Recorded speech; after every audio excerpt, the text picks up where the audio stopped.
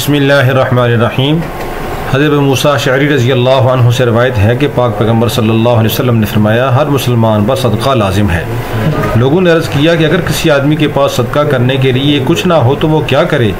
तो आप सल्लल्लाहु अलैहि वसल्लम ने फरमाया कि अपने दस्तों बाजू से मेहनत करे और कमाए, फिर इससे ख़ुद भी फ़ायदा उठाए और सदका भी करे। अर्ज़ किया गया कि अगर वो ये ना कर सकता हो तो क्या करे? तो आप सल्लल्लाहु अलैहि वसल्लम ने फरमाया, किसी परेशान हाल मोहताज का कोई काम करके इसकी मदद ही कर दे, ये भी सदका है। अर्ज़ किया गया कि अगर वो ये भी ना कर सके तो क्या करे? तो आप सल्लल्लाहु अलैहि वसल्लम ने फरमाया, तो अपनी ज़बान ही से लोगों को भलाई और नेकी के लिए कहे। लोगों ने अर्ज़ किया, अगर वो ये भी ना कर सके तो क्या करे? तो आप सल्लल्लाहु अलैहि वसल्लम ने फरमाया कि कम अज़ कम शर से अपने को रोके, यानी इसका एहतमाम करे, किसी को तकलीफ ना दे। अस्सलाम वालेकुम रहमतुल्लाहि व बरकातुहू। चंद दिन पहले हमने कारी साहब की वीडियो बनाई थी। ये दोनों टांगों से मजबूर हैं, बच्चों को कुरान पाक पढ़ाते हैं, इंतहाई परेशान थे, इनके पास ट्राईसाइकिल नहीं थे।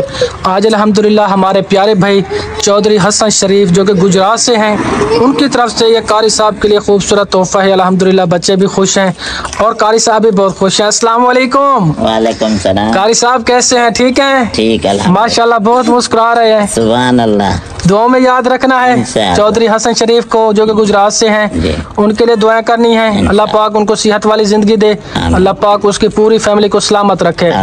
हमेशा दुआ में याद रखना है मेरे भाई। तो अल्हम्दुलिल्लाह कारी साहब इंतहाई खुश हैं। अल्लाह पाक हमारे भाई का दिया कबूल करे, अल्लाह पाक सबको सलामत रखे जो हमेशा गरीब लोगों की मदद करते रहते हैं। अस्सलाम वालेकुम।